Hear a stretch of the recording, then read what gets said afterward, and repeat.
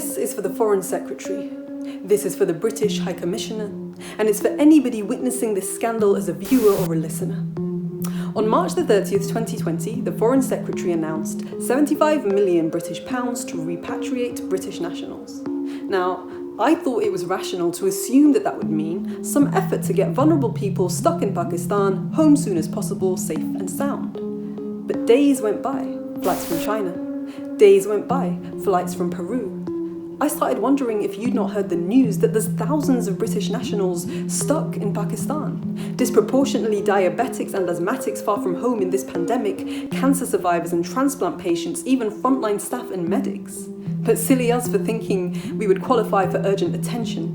If only we were backpackers or on our gap years abroad, or if only our families were deemed to be your core voting constituency.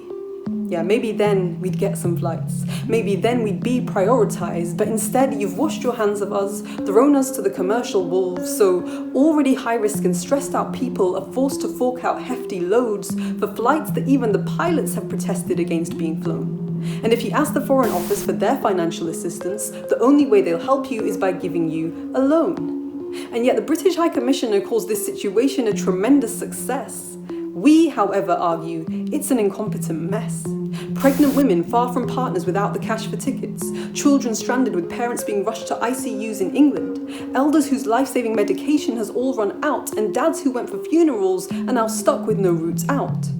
Dear Foreign Secretary, dear British High Commissioner, you copy and paste us messages and don't fail to condescend us, scoff that charter flights cost money too, as if we're asking for a bailout. But in reality, unlike the banks, we're just asking for affordable ways to be safe now. You tell us charter flights can only occur where commercial routes are closed, but commercial routes open for £800 a ticket are commercial routes closed for anyone whose income won't permit it.